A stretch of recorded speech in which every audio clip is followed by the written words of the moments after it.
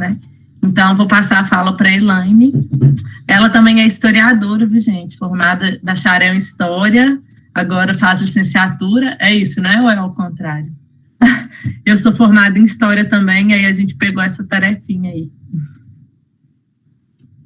Prontinha, amiga. Ótimo ter você aqui, muito obrigada. Vamos lá, gente. Boa noite para todo mundo. Como a Estela falou, eu sou Elaine, eu sou do Rio de Janeiro. Atualmente sou diretora de Mulheres da Uni, assim como a Ana Clara foi, assim como a Estela hoje é da NPG. E tenho a felicidade de ter concluído minha formação em bacharel em História esse ano. Pretendia concluir também a licenciatura, mas pelo jeito vai demorar um pouco mais. Mas enfim, quando eu recebi o convite, eu falei para a Estela que desde que ela me falou desde que ela perguntou se eu poderia participar do debate, eu já pensei assim, nossa, que responsabilidade, porque mesmo eu já sendo militante da DS há alguns anos, há 5 anos que eu sou militante, já tive várias oportunidades de participar de debates sobre feminismo socialista, sobre socialismo e sobre diversos eixos que abordam a nossa formação. Mas ainda assim é uma responsabilidade muito grande ser alguém a facilitar um debate teórico que vai formar e vai instigar tantas pessoas a se organizarem, a fazerem parte também do projeto político que a gente organiza coletivamente. Então, eu quero agradecer profundamente a oportunidade de estar aqui, pedir desculpa por alguma possibilidade de equívoco que venha a acontecer ao longo do debate e dizer que nesse momento que a gente está vivendo isolamento social, ter pessoas dispostas a organizar esses debates e também a participarem desses debates, mesmo com as adversidades que a vida está colocando para a gente, é muito importante. Então, é muito necessário que a gente valorize as oportunidades que a gente tem nesse sentido. E aí, claro, fico muito feliz em fazer parte desse momento, fazer parte dessa escola.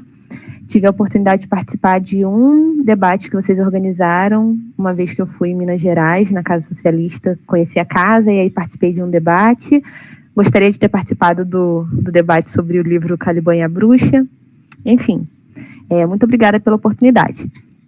E aí, como eu falei, eu sou historiadora por formação. E, para mim, não tem como começar um debate desse sem a gente pensar, de fato, assim, ir bem lá atrás, sem medo de aprofundar as nossas interpretações e as nossas reflexões sobre o que é o feminismo, sobre o que é o socialismo. E quando eu comecei a ler os textos, eu senti a necessidade de fazer esse resgate mesmo. Eu acho que o texto da Sara e da Clarice dão para a gente um embasamento muito necessário. Eu acho que é um dos textos principais que fazem a gente começar a nossa reflexão, começar os nossos debates. E uma das questões que mais me instigou quando elas abrem o texto delas é de se pensar que o socialismo e o feminismo, eles são frutos de um processo histórico concomitante, de um processo histórico que se iniciou como uma crítica à sociedade ocidental, ao Ocidente europeu e moderno que estava se constituindo e as relações sociais que estavam se constituindo entre homens e mulheres, entre as novas classes que estavam se organizando naquele momento. Então, o socialismo e o feminismo, eles são fruto de um processo histórico que aí é o que elas denominam que é um processo que advém do iluminismo, daquele século que era um século de questionamento ao metafísico, de questionamento à fé em sobreposição à razão. Então, o socialismo e o feminismo, eles surgem a partir desse momento de valorização à racionalidade, valorização às condições materiais e relações humanas. E o feminismo, o socialismo, ele se organiza nesse contexto histórico, né, se confrontando com o desenvolvimento acelerado do capitalismo, com a recente forma de expropriação da mão de obra trabalhadora, as mudanças que a sociedade estava conduzindo da sua forma de organização feudal para a organização das cidades, das cidades modernas. E o feminismo, mesmo que nesse momento ele ainda não tenha surgido com esse nome, ou que ele ainda não tivesse sido conceituado com essa nomenclatura de feminismo, ele já existia como uma inquietação do conjunto das mulheres, como uma inquietação daquela sociedade sobre as questões que, de fato, envolviam as mulheres.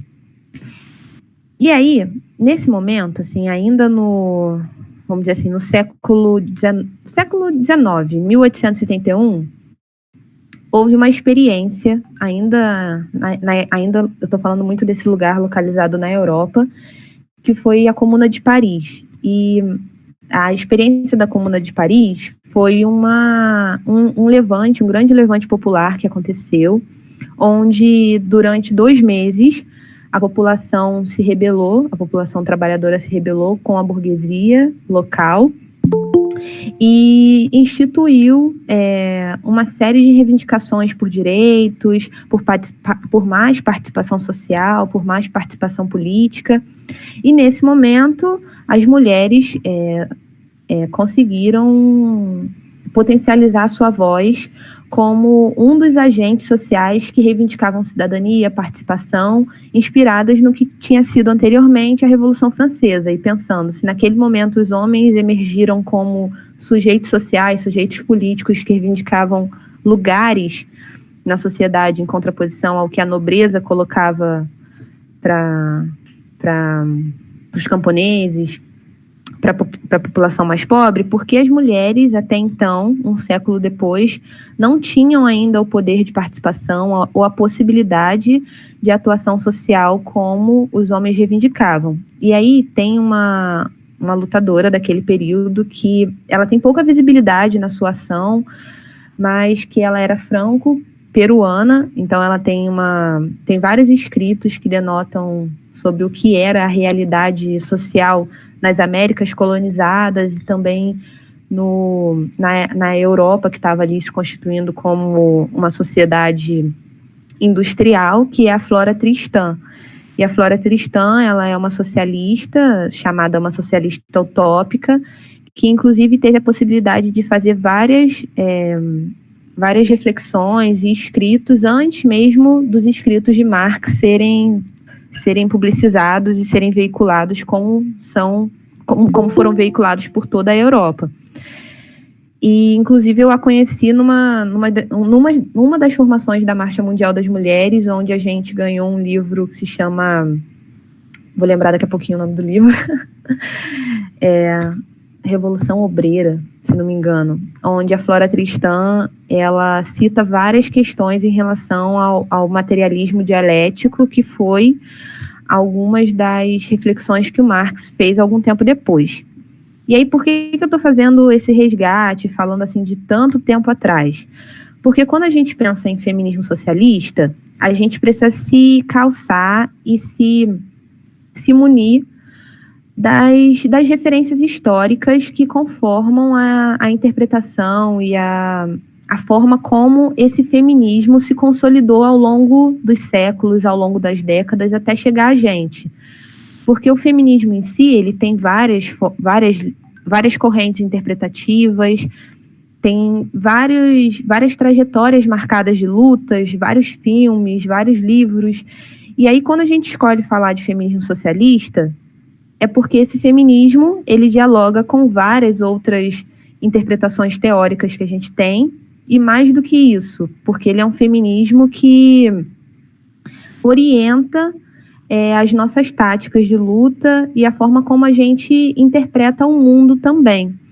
Então, por isso que eu estou fazendo essa reflexão histórica, um pouco mais distante da nossa realidade. E aí, quando eu estava pensando nisso, eu pensei muito sobre alguns eixos que passam muito sobre a nossa vida e sobre o nosso cotidiano. E principalmente coisas que a gente fala sempre. E aí é pensar, primeiro, que o feminismo socialista, ele é uma das correntes de pensamento do feminismo que se alinha ao pensamento marxista. E é um pensamento que não se limita somente à igualdade de sexo, de gênero, e o feminismo ou a participação política estritamente pela ocupação dos poderes institucionais. O feminismo socialista ele é uma forma de luta que caminha rumo à libertação das mulheres, à emancipação das mulheres pelo fim, seja da propriedade privada, pelo fim da divisão sexual do trabalho, e caminha principalmente por uma linha de pensamento em que a gente acredita que é possível emancipar as mulheres verdadeiramente a partir da derrubada do patriarcado, do racismo e do capitalismo. E aí tem uma autora que se chama Alexandra Kollontai, que é uma socialista soviética, e que ela fala assim pra gente, que as mulheres só podem se tornar verdadeiramente livres e iguais em um mundo organizado por novas linhas sociais de produção. No entanto, isso não significa que a melhora parcial da vida das mulheres no âmbito atual, do atual sistema, não é possível. E a solução radical para a questão das mulheres trabalhadoras só é possível com a reconstrução completa das relações produtivas modernas. Mas isso deve nos impedir de trabalhar para que as reformas sejam feitas para satisfazer os interesses mais urgentes do proletariado? E pelo contrário, cada nova meta da classe operária representa um passo que conduz a humanidade para um reino de liberdade e da sociedade igual. Todo o direito que as mulheres ganham traz-lhe mais perto o objetivo conjunto da emancipação total. E um dos princípios do feminismo socialista, uma das suas premissas, é a desnaturalização da desigualdade entre os sexos. E aí existe uma outra autora, francesa também, que é a Danielle Kergoat, que fala pra gente que as condições em que vivem os homens e as mulheres são não são produtos de um destino biológico, mas são, antes de tudo, construções sociais. Homens e mulheres não são uma coleção ou duas coleções de indivíduos biologicamente distintos. Eles formam dois grupos sociais que estão engajados em uma relação específica, as relações sociais de sexo. Essas, como todas as relações sociais, têm uma base material, no caso, o trabalho, e se exprimem através da divisão social do trabalho entre sexos. Então é o que nós sempre falamos, que é a divisão sexual do trabalho. E aí, eu vou voltar um pouquinho mais atrás para poder pensar num outro instrumento teórico, que vamos dizer assim, uma lente que nos dá elementos para a gente pensar criticamente a nossa sociedade, mas mais do que tudo, né? Dá para a gente adaptar ao nosso debate sobre o feminismo socialista e pensar a partir disso sobre como se dá o socialismo, o feminismo, enfim, as relações no capitalismo moderno. Existe um conceito marxista que norteia todas as discussões para as quais o Marx direciona suas interpretações sobre o mundo, suas interpretações sobre a realidade, sua forma de interpretar a história. Ele pensa que a história da humanidade ela é feita a partir das contradições, entre as contradições e o fruto que se dá a partir dessas contradições, que é o que ele chama, assim, estou falando bem a grosso modo, que é a dialética. E a partir dessa relação, a partir desse princípio dessa contradição, ele vai elencando alguns eixos, que é pensar a vida humana a partir da sua realidade histórica, que é, de fato, a produção da vida material, de pensar a nossa ação, sobre como a gente constrói, a gente cria necessidades para a nossa vida, cria necessidades para a produção da nossa vida, do nosso viver, da nossa sociedade, e essa produção seria o primeiro ato histórico do ser humano que vive em sociedade, né? Que são das sociedades como um todo. E depois é a nossa reprodução, que é a reprodução do viver, como os homens se reproduzem, como eles organizam essa reprodução e a partir de onde eles sustentam essa reprodução. Outra parte seriam as forças produtivas, que são os instrumentos de organização social. São os instrumentos onde a gente determina, onde a gente encontra, de fato, a organização dos estados, a maneira em que a nossa sociedade é organizada. E aí, depois de passar por todas essas questões, de fato, depois do acúmulo dessas coisas, é onde o homem, a mulher, né, o ser humano, ele se localiza e toma consciência do seu lugar no mundo, deveria tomar consciência da sua classe, da sua ação enquanto sujeito, e é a partir daí que começam as contradições do ser humano em se entender como um produto da sociedade também. E aí, por que eu estou dizendo tudo isso? Porque quando a gente pensa que o socialismo e o feminismo, eles são frutos também são frutos de um momento histórico, que foi a virada do feudalismo para a era moderna, e a organização moderna que vem com ela, o capitalismo, as relações escravagistas, e todas essas formas de exploração que até hoje determinam várias dinâmicas do nosso cotidiano, várias dinâmicas da nossa sociedade, dinâmicas também de relações econômicas entre países. A gente precisa entender que isso tudo é fruto de um processo histórico que vem se desenvolvendo ao longo da nossa realidade. E aí tem uma autora que se chama Silvia Federici, que vocês tiveram a oportunidade de conversar, de fazer o debate em torno do livro dela, e ela apresenta em um dos capítulos do livro dela, O Caliban e a Bruxa, que se chama Colonização, Globalização e Mulheres, ela apresenta sobre como a vida dos trabalhadores assalariados na Europa, no período de emergência da Revolução Industrial na Inglaterra, esses trabalhadores que foram expulsos das suas terras comunais e foram obrigados a passar a viver sobre um regime de exploração industrial, onde a burguesia industrial expropriava o seu trabalho, dando em troca um salário que não era condizente a uma vida digna. Enquanto isso acontecia na Inglaterra, nas Américas, ou no chamado Novo Mundo, em 1600 e pouquinhos, estava se desenvolvendo o trabalho escravizado. Então, em um momento social em que... Então, ela pensa sobre como esses dois momentos sociais estavam estritamente ligados. Era um momento em que, em um lado do mundo, estava ocorrendo um desenvolvimento econômico e social em que se amparava num outro processo econômico, político e social, que era o processo de escravização, que se dava em todas as Américas. E aí ela apresenta para a gente sobre como o tráfico de escravos que acontecia nas Américas, ele foi uma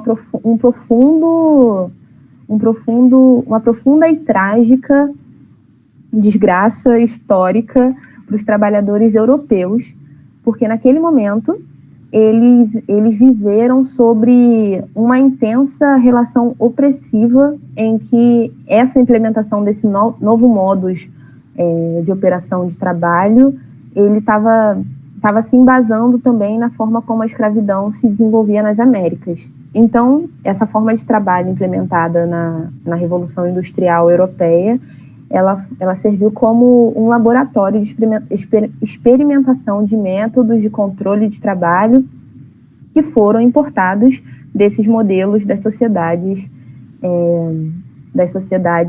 em que a escravidão era existente. E aí, eu digo isso porque a gente precisa pensar o seguinte, sobre como o socialismo e o feminismo, então, posteriormente, o feminismo socialista, ele se organiza, ele passa a pensar sobre uma crítica à sociedade que vinha se estruturando a partir desses marcos da escravização, da recente industrialização e exploração dos operários. Então, o socialismo ele surge também como mais uma das teorias críticas anticoloniais. Lá na Europa surgem como teorias anticoloniais, e aqui no Brasil, posteriormente, isso já no século XIX, a gente consegue visualizar algumas lutas em que mulheres estão à frente de processos de reivindicação de luta anti-abolicionistas, inclusive literatas mineiras, existiam vários jornais autônomos, independentes, de mulheres que escreviam num sentido de se juntar à luta abolicionista. E aí eu vou passar a fala aí para a Estela, e depois eu retorno para falar mais um pouquinho sobre como se deu isso também na realidade brasileira. Gente, então, vou pedir aí um pouquinho de compreensão também, caso eu me dê uma desorientada aqui, tá? Mas eu acho que é importante, né? Acho que a Elaine trouxe elementos importantes aí para a gente. Vocês estão me ouvindo? Então, né? É porque deu uma congelada aqui na tela rapidinho. Eu acho que traz aí uns elementos fundamentais para a gente conseguir pensar nessa relação entre o feminismo e o socialismo, né?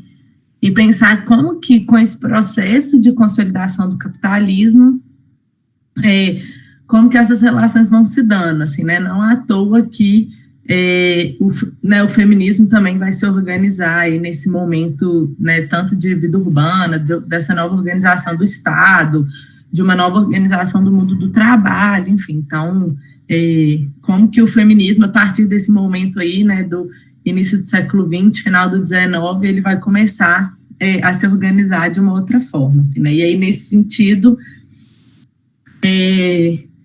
tem uma experiência, né, que é emblemática para as esquerdas, que é o processo da Revolução Russa, assim.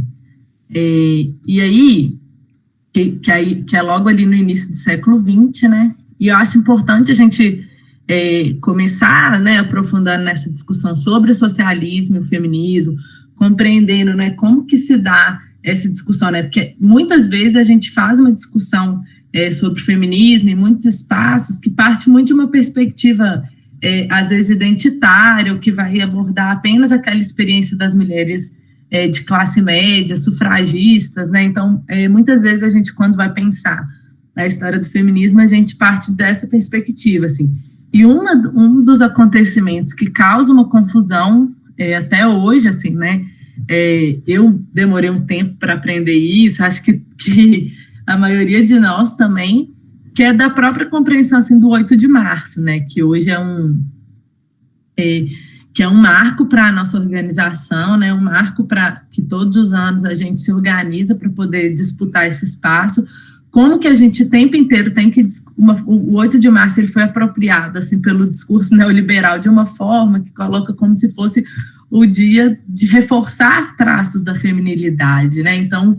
aquela coisa da maternidade, aquela coisa de receber flores, né? E a gente tem tentado, então, transformar essa discussão. E muita gente, quando vai retomar a história do 8 de março, vai trazer a história lá da fábrica dos Estados Unidos que pegou fogo e morreram algumas mulheres, né? Esse incêndio aconteceu, claro, mas o 8 de março não vem daí, né? A origem do 8 de março vem justamente... da grande marcha organizada pelas mulheres contra a fome, né, as mulheres que eram ali responsáveis, né, por gerir o lar, então, com a escassez de pão, e aí chamava, né, por pão e paz, que era também contra a participação na Primeira Guerra, das mulheres também demandando que os companheiros, os filhos, os maridos, os irmãos, enfim, que os homens voltassem das trincheiras. Então, e foi essa grande marcha que, segundo algumas pessoas, né, acho que agora eu não lembro a referência, que chegou a ter 90 mil pessoas, né, nessa grande marcha aí em 1917, foi o estopim que deu início à Revolução Bolchevique, assim. Então, é importante recuperar, eu acho que esse marco, porque traz esse protagonismo das mulheres na luta política, traz esse protagonismo das mulheres trabalhadoras, e não só, né, mas das mulheres trabalhadoras também, das mulheres que ocupavam os diversos espaços, né, mesmo que,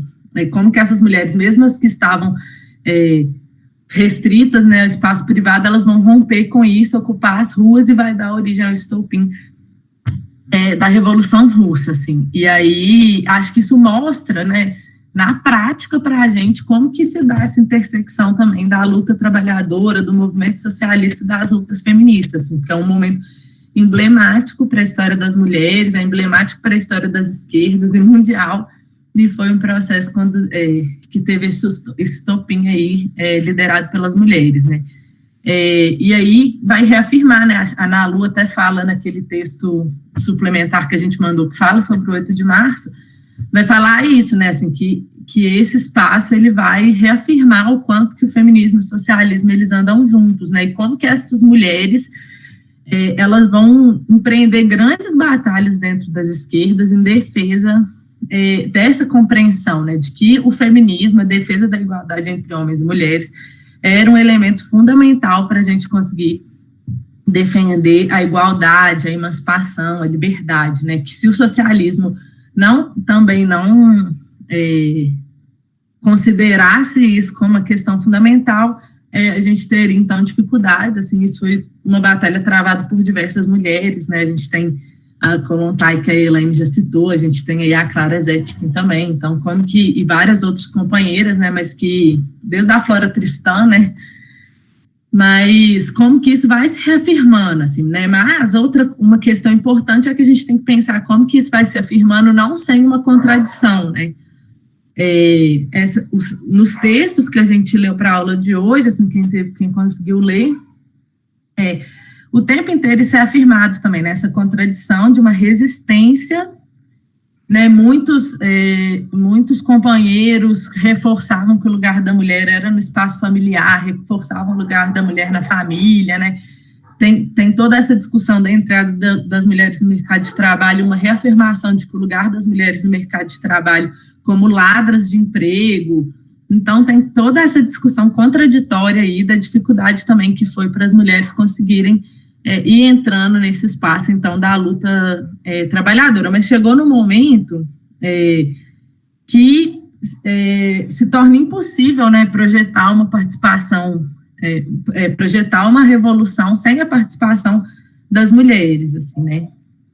E aí acho que a gente tem diversas experiências das esquerdas, né, ao longo do tempo, que com outros níveis de contradições aí, que acho que não é o objetivo da aula a gente entrar nisso hoje, então a gente focar no processo russo também, porque obviamente que como se deu essa participação das mulheres nesses processos revolucionários é algo que em muitos momentos foi muito difícil, né, teve muita dificuldade de acontecer, enfim, a gente sabe justamente como que essas contradições se dão, né, na prática política, e como que a gente que se organiza em partidos, a gente até hoje, né, faz disso uma luta aí. Mas então é isso, assim, né, nesse processo da Revolução Russa, chega um momento em que as esquerdas, né, os comunistas russos, eles não têm como mais negar que era necessário fazer um trabalho político com as mulheres, né, nesse início tinha uma compreensão de que grande parte da classe trabalhadora era composta por mulheres, né, lembrando que era ali no contexto também da Primeira Guerra, tinham muitos, né, vai impulsionar das mulheres no mercado de trabalho também, de certa forma. Então, eles têm que considerar as mulheres, que não necessariamente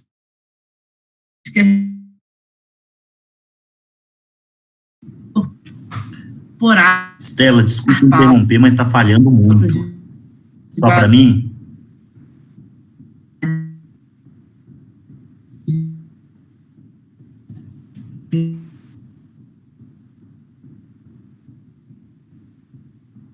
Se para de falhar, beleza?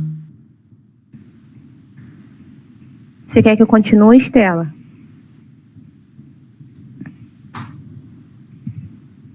Continua.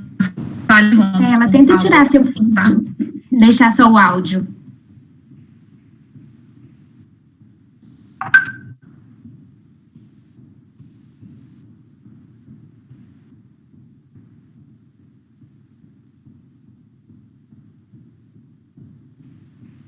Estela, tenta tirar o seu vídeo, deixar só o áudio, que pode facilitar.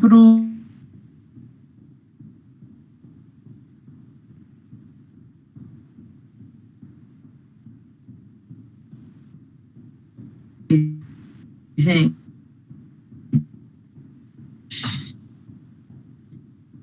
Resolver.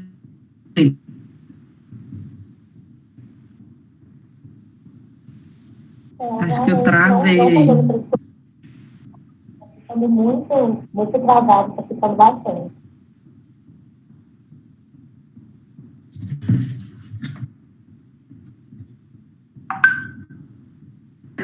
Mudou de câmera, melhorou. Tá mudo, Estela, tá mudo. Agora melhorou. Pronto, vai. Tá, se continuar travando, vocês me falam. Eu mudei para o 4G aqui, desisti do meu Wi-Fi aqui. Só mudar aqui o celular, porque eu preciso acompanhar aqui minha colinha. Mas, então, gente, o que é importante aqui, deixa eu tentar retomar o que eu estava falando.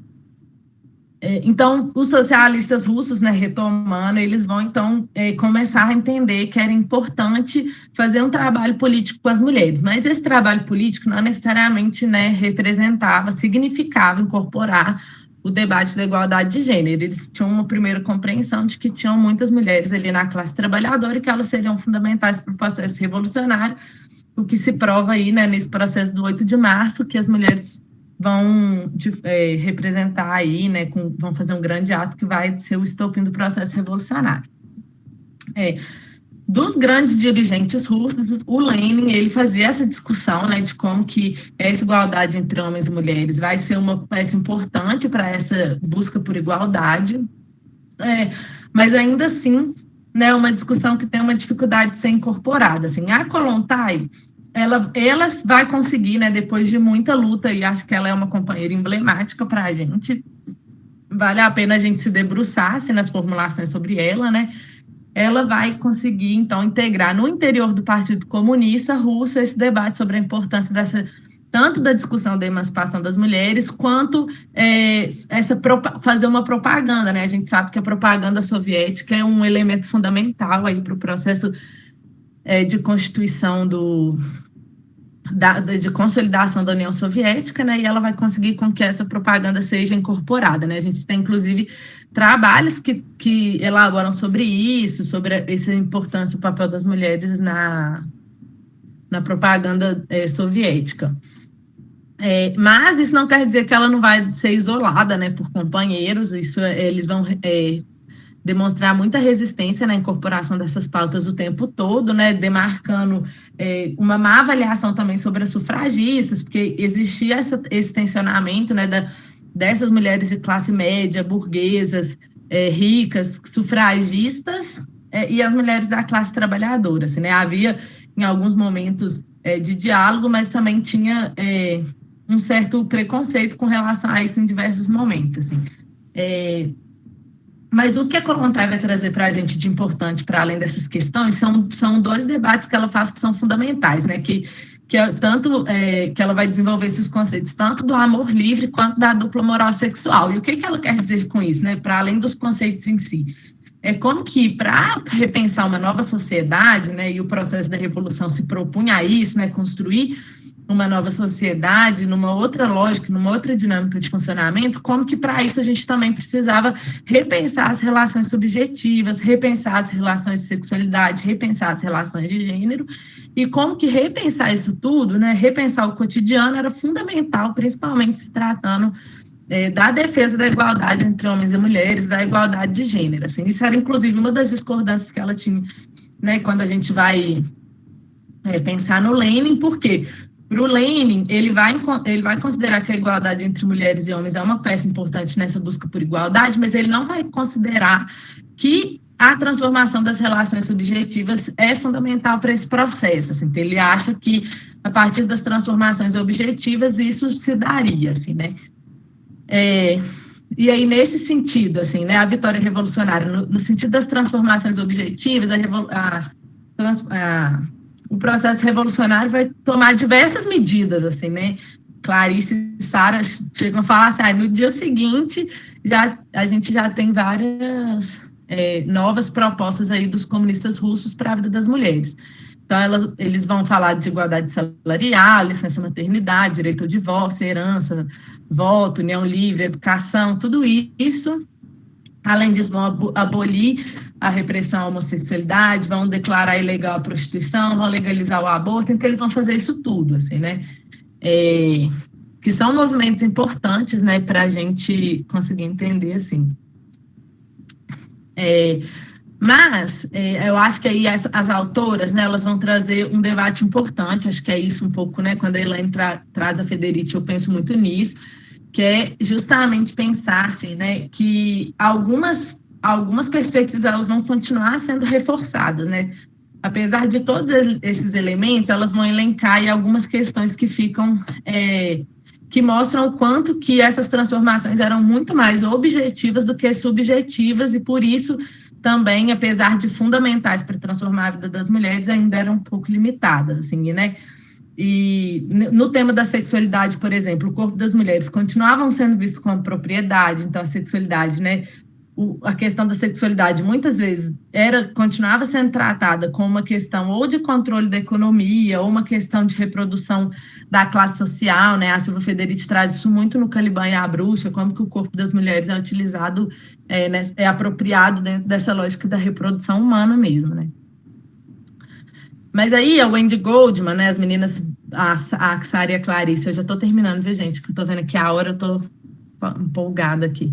Mas acho que a Wendy, só para finalizar, a partir todas essas transformações que eu elenquei, né, de políticas que o governo soviético vai instaurar após a Revolução, ela vai trazer 4 elementos que são importantes para a gente pensar. Primeiro, quando os soviéticos, né, quando os comunistas russos, os bolcheviques, vão pensar na transformação do trabalho doméstico,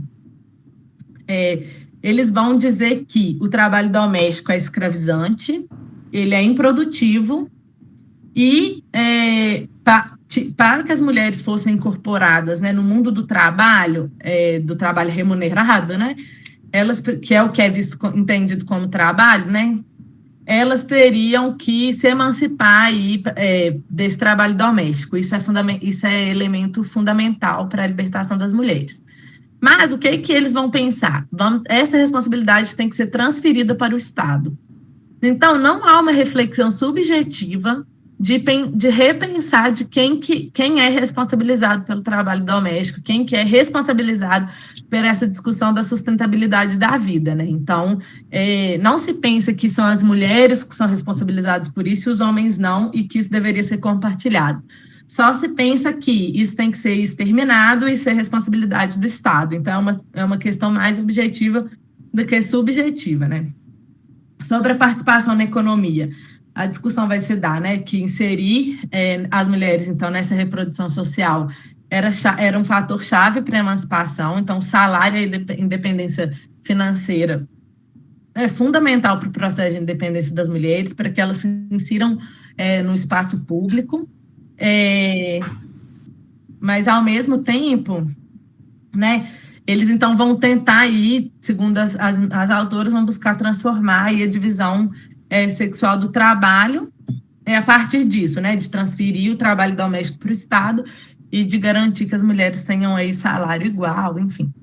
O terceiro ponto é sobre a educação das crianças, que no início, né, os comunistas achavam que a ideia, não só eles, né, desde Marx já falava isso, Engels falava disso, que a família burguesa gestada no capitalismo, ela seria extinta, ela se extinguiria, assim, né, no processo revolucionário. E, por isso, a educação das crianças deveria, então, ser responsabilidade inteiramente do Estado. Então, a educação deveria ser pública e responsabilidade do Estado. e não responsabilidade da família, entendendo a família nesse modelo burguês que uma hora ia parar de existir. E aí, por fim, o 4º ponto que elas vão trazer é sobre a liberdade e relação entre indivíduo e Estado,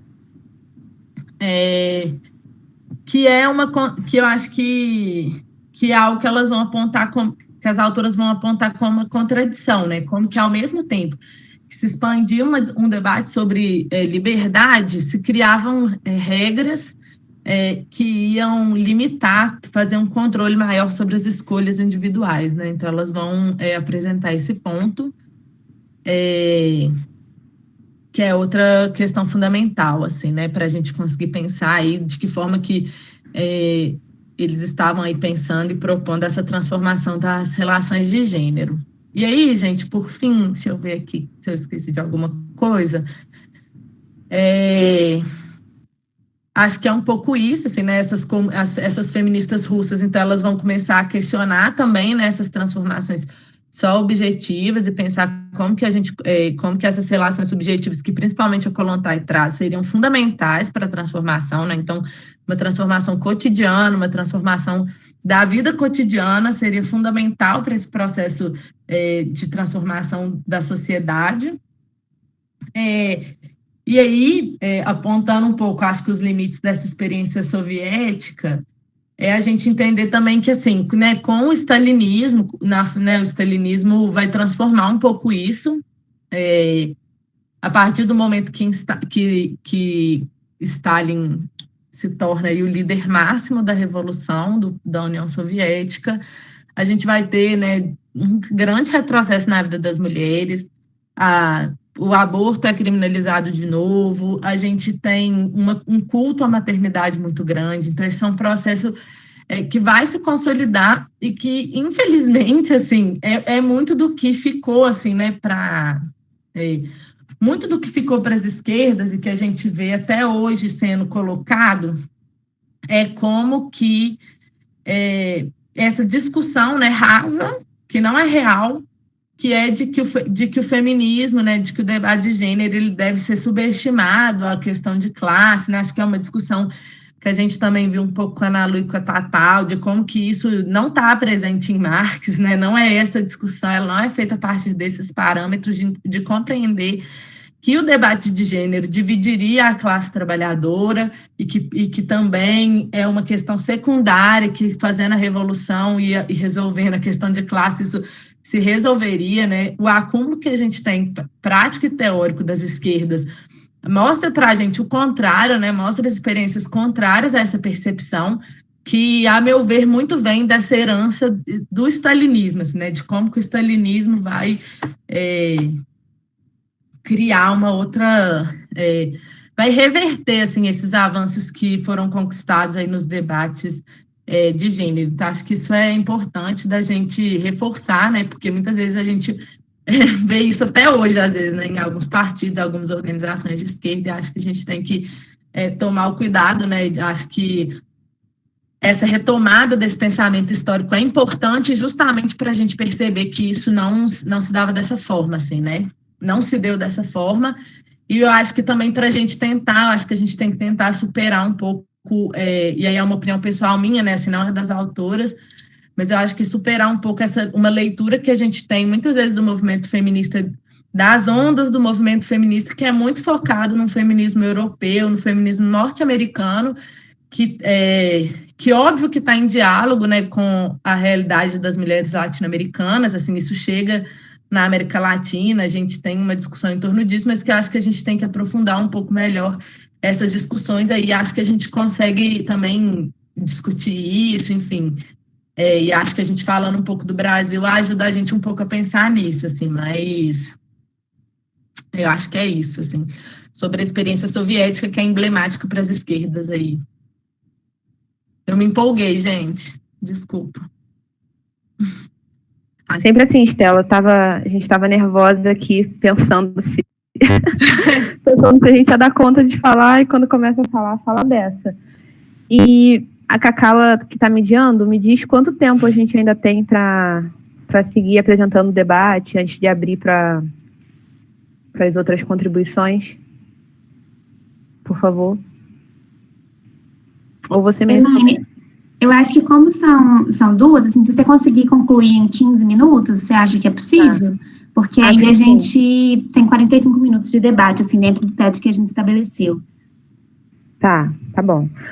Então, pegando o fio do que a Estela apresentou sobre como foi a experiência soviética e a implementação das reivindicações femininas e feministas num Estado comunista, eu acho que tudo que a Estela colocou, assim, seja das discussões no entorno da legitimação do feminismo, ainda como dos debates no entorno da necessidade da legitimação do feminismo ainda nos partidos ser uma coisa muito vigente, vem também das referências que se constroem, dos caminhos de referência que se constroem ao entorno das interpretações desse movimento. E aí é interessante a gente pensar que nos séculos XIX e nos séculos XX havia realmente uma disputa sobre a nomenclatura, sobre as interpretações do que era o feminismo e do que o feminismo iria se tornar. Então, na Europa, na França, na Rússia, havia uma tradição de mulheres que vinham pensando as relações sociais a partir desse marco do trabalho como fundante, como um demarcador importante para pensar as relações sociais. E a partir disso, as relações sociais de sexo também se davam e se desdobravam. Sejam as relações de trabalho ou as relações entre homens e mulheres. E, em contraponto, nos Estados Unidos, existia também reivindicações de mulheres que demandavam participação política, voto, poder, contribuição cidadã, vamos dizer assim, que tinha um caráter e um viés muito mais liberal e individualista. Então, a organização das mulheres operárias e todo esse percurso histórico que a gente veio apresentando para vocês faz parte de um processo de amadurecimento também do feminismo e consolidação do feminismo no seio das esquerdas, no seio das contribuições revolucionárias, mas é claro que o feminismo ele também é uma corrente filosófica, uma forma crítica de se interpretar o mundo que tem as suas nuances de disputas nas formas que ele vai se consolidando. Então, o século XX ele foi marcado também por essa série de disputas existentes, e principalmente aqui nas Américas. E aí, um dos textos orientadores desse debate é um texto da Angela Davis, que é uma filósofa marxista, que eu imagino que todos que estão aqui conheçam. O caso, quem não conheça a Angela Davis, eu vou falar só um pouquinho dela. Ela é uma professora, hoje ela é uma professora universitária, que tem a sua história de luta e todas as suas formulações baseadas na sua história militante. Ela é uma mulher que fez da sua vida uma forma de contribuição ao movimento negro, ao movimento feminista. Desde jovem, ela sempre se reivindicou como comunista, marxista, foi uma liderança muito importante na luta pelos direitos civis dos negros nos Estados Unidos, da população negra nos Estados Unidos. E ela, na década de 80, escreveu um livro que se chama Gênero, Raça e Classe, onde ela faz diversos apontamentos sobre o movimento feminista nos Estados Unidos e sobre como o movimento feminista, principalmente nos seus primeiros passos no início do século XX, ele se forjou num contraponto entre mulheres brancas e burguesas, a realidade que outras mulheres viviam e que essas mulheres não assimilavam no conjunto das lutas. Então, os Estados Unidos ali ainda viviam um momento em que a população negra estava reivindicando seus direitos de reconhecimento enquanto sujeito, enquanto seres humanos que possivelmente poderiam contribuir com a organização da sociedade, trabalhar dignamente. com direito a salários e demais direitos que a sociedade oferecia naquele momento, e as mulheres burguesas estavam reivindicando mais participação, mais igualdade de direito a homens brancos naquele momento. Então, ela apresenta sobre como no início do século XX, o que algumas feministas denominam como a primeira onda do feminismo, havia uma divergência muito grande entre as sufragistas americanas e as mulheres negras que se organizavam naquele início. Então, a Angela Davis apresenta sobre como, para o conjunto das mulheres negras, por muito tempo, foi difícil a assimilação do entendimento do feminismo como um meio para se organizar, um meio para construir luta social. E, enfim, ela vai amadurecendo esse debate ao longo do texto. E aí eu trago esse fragmento do debate da Angela Davis para a gente pensar um pouco, no tempo que me resta, sobre como se dá essa questão, principalmente da luta operária no Brasil e também a luta das mulheres operárias no Brasil. O Brasil é um país que, assim como eu já falei antes, se organizou a partir, tem as suas relações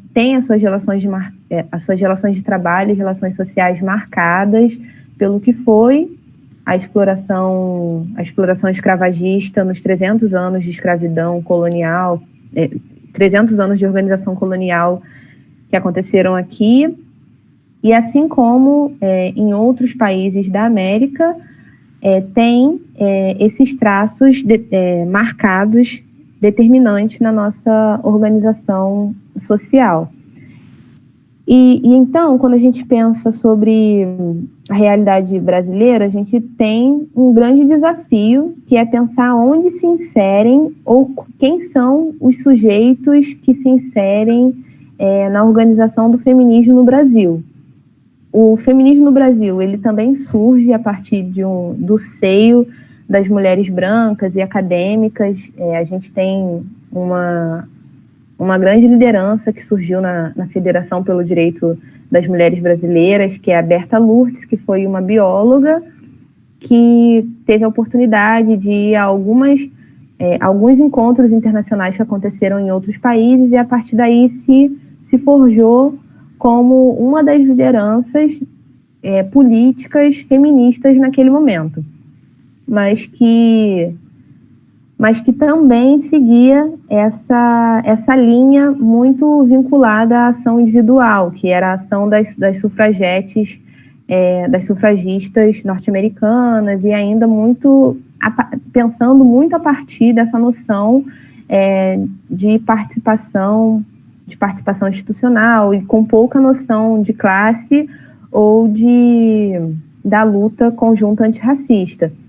E aí, quando a gente no Brasil começa a amadurecer o feminismo para assimilar o feminismo negro e assimilar a contribuição e a importância de se ter as mulheres negras enquanto sujeitos atuantes nesse espaço, muito posteriormente, assim, já na década de 70, onde algumas mulheres muito inspiradas também na luta do movimento negro norte-americano trazem para o Brasil alguns desses debates. E aí essas mulheres são a Sueli Carneiro, a Lélia Gonzalez, que são mulheres que até hoje a gente utiliza textos e faz referências aos seus escritos que são, mesmo que já tenham décadas em que tenham sido produzidos, são textos que tratam muito da realidade política brasileira, mesmo que naquele momento ainda assim faz a gente ter vários mecanismos e vários instrumentos para a gente poder pensar a nossa luta hoje. E aí, como eu não tenho muito mais tempo para a gente pensar, para a gente falar, eu vou deixar aqui para a gente iniciar o nosso debate, e aí, conforme a gente for conversando, eu vou retomando algumas questões, enfim, é isso. Gente, Quero primeiro agradecer aí a Elaine enormemente pela participação, foi ótimo. Acho que é isso, a gente fica super insegura para falar, mas depois vai desembolando. Também acho que é sempre um desafio depois de falar depois de Tatá e Nalu, né?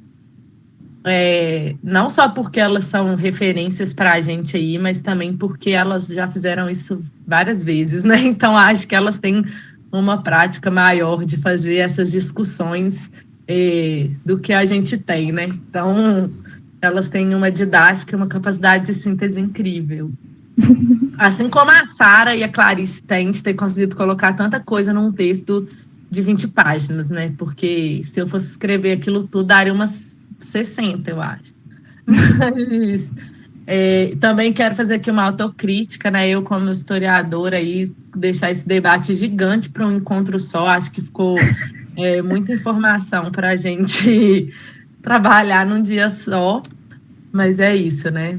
No próximo encontro, a gente pode fazer um módulo só sobre a história do movimento feminista e socialismo. Vamos abrir para as inscrições, acho que a gente já falou demais, e o que a gente não conseguiu abordar aqui na discussão, a gente vai debatendo.